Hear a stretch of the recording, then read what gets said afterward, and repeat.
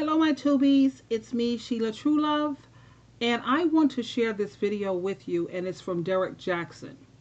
And the reason why I'm going to play his video is not by any means to try to steal anything or bite from him, because I'm telling you who he is, Derek Jackson, Jackson. But the reason I'm going to play his video is because I have never heard anyone, not even me, explain what a narcissist is, and this man is amazing. He has several books out also. Single Mothers, for Grown Men, I Still Deserve It, I've Come Too Far, I Still Want It, A Cheating Man's Heart, in which I have almost all of his books. I think there's one that I don't have, and that's Derek Jackson.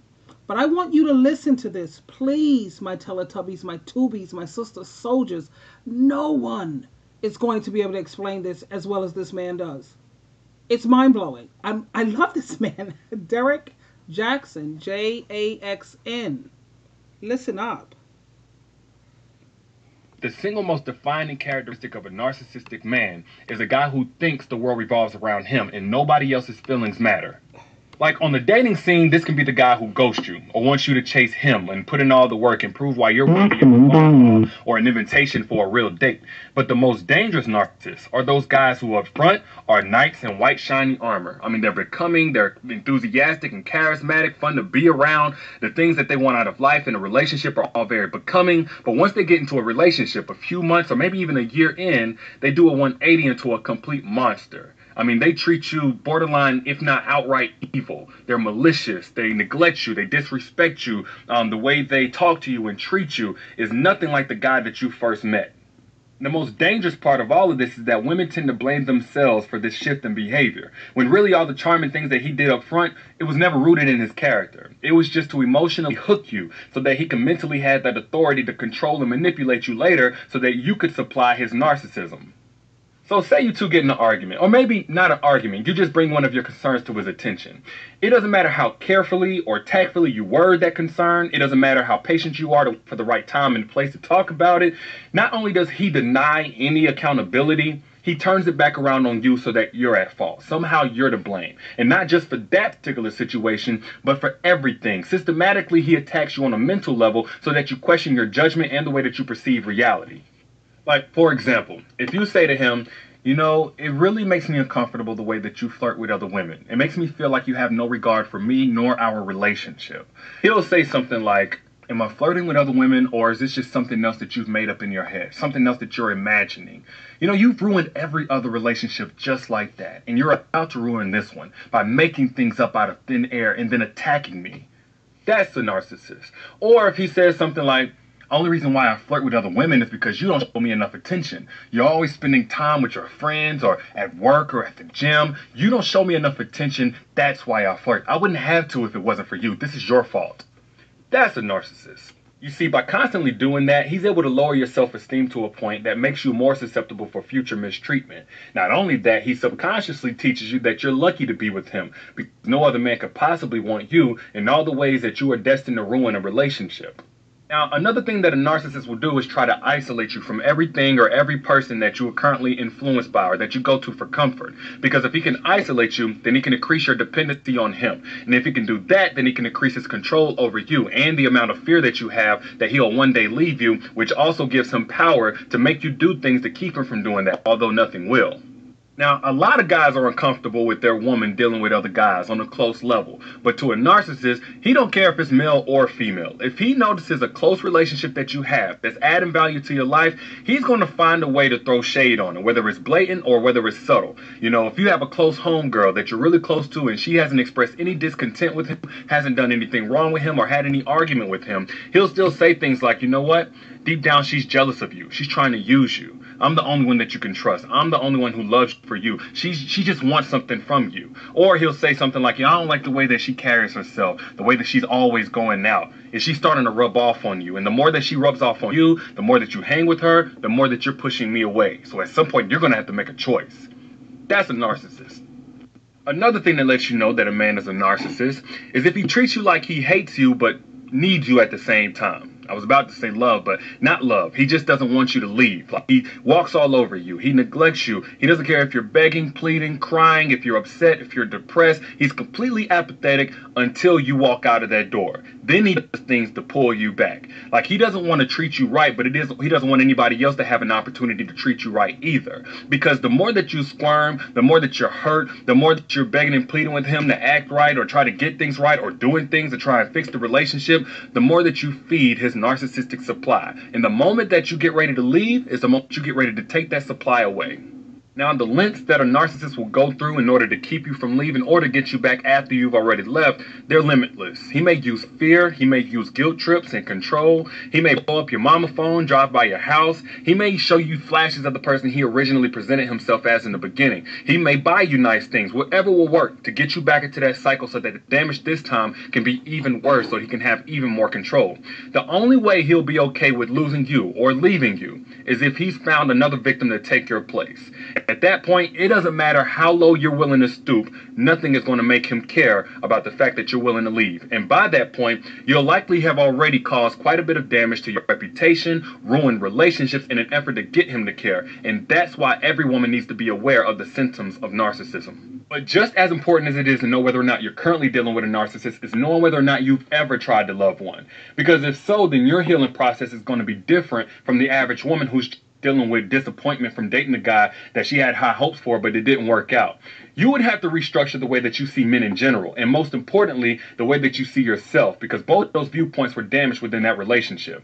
The main way to tell that you dated one is if you find yourself after the relationship questioning what it is that you did to cause him to treat you so badly. I'm not talking about faults of yours that you can improve on to be a better wife or girlfriend or relationship partner going forward.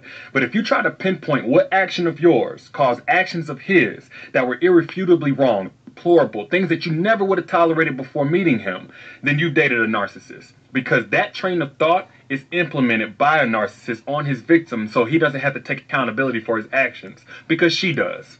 Now, I'm not saying that you're a lost cause if you've ever been in that situation, because you're not, but you do have work to do. And if you're currently in it, then you have distance to create, because there is no making it work curing a man of his narcissism. And any effort to do so is only going to leave you sick. So, y'all let me know what you think in the comments. Well, there you have it. Now, how nice is it to watch a man who is this articulate and understands exactly what he's talking about?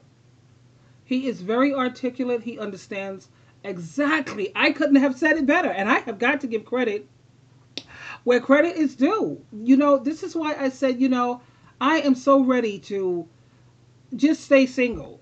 If I can't find a man like this, I'm ready to stay single, because this is the man of my dreams.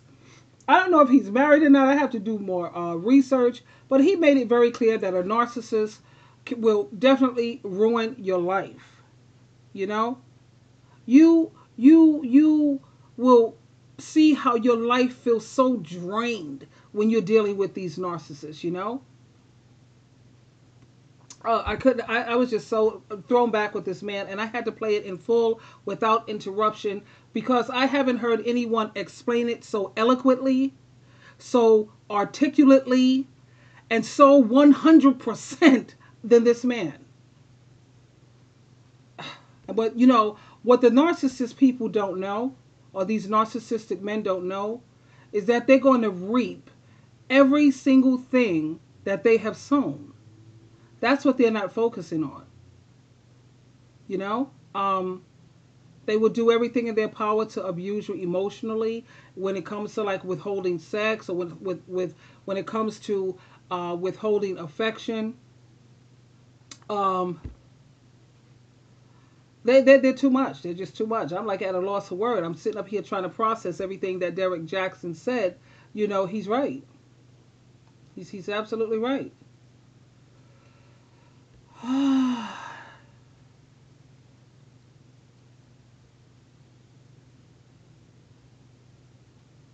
So what I'm thinking here also is the best way to keep a narcissist from being interested in dating you is for you to have self-love, self-respect, and self-confidence. Because They are only interested and attracted to people that they feel they can control. They completely lack empathy. Even if they do for you, it's always got to be something in it for them. If they're doing something nice, it's something underneath it. They are the masters when it comes to manipulation.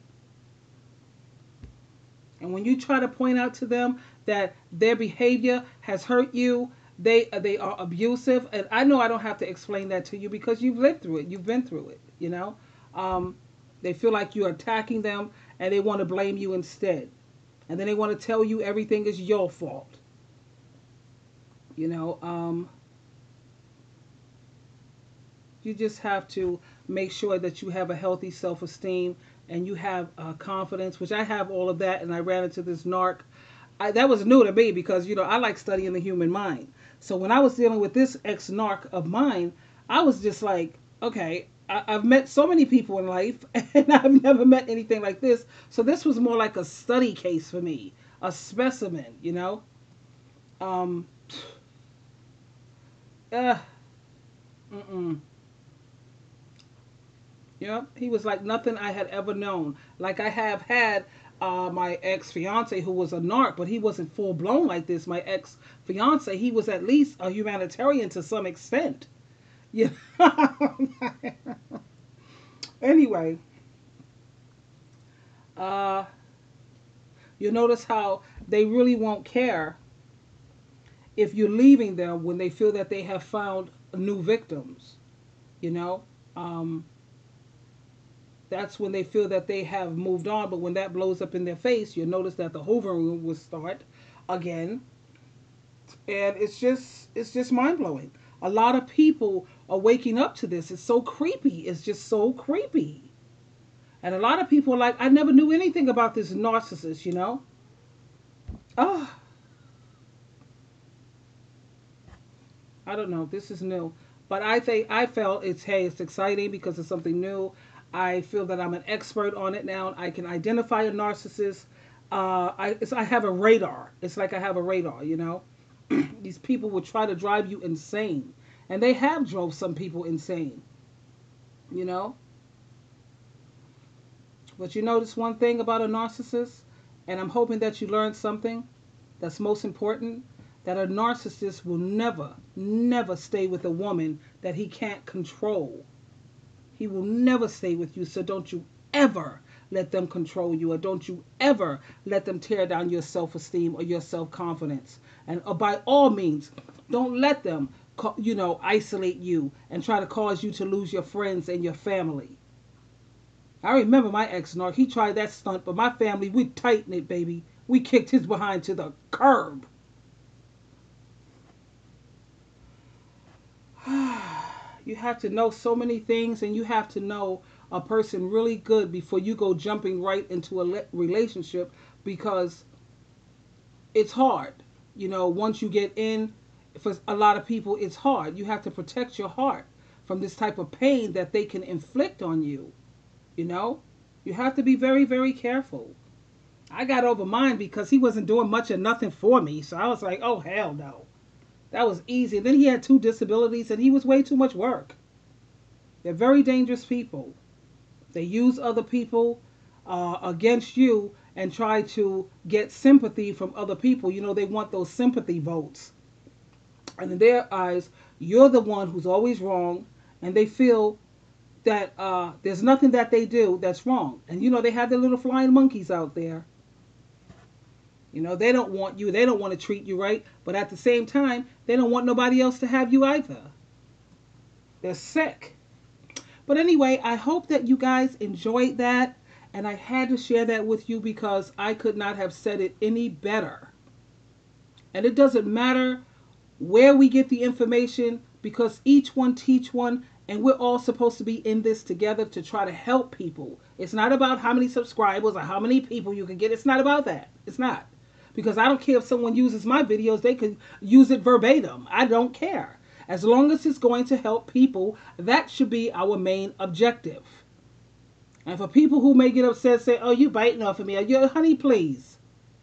My main objective is to help heal people and help people to stop getting hurt. So if anyone want to use my videos verbatim, say it, show it, I don't care. And I say, by all means, please feel free. This is Sheila True Love. Truly, truly loving you. That's why I had to share Derek Jackson with you. Please go on his channel. Subscribe. Vote for this man as for president if you want my view. We should put him in office. I love him. That's Derek Jackson. Jaxn.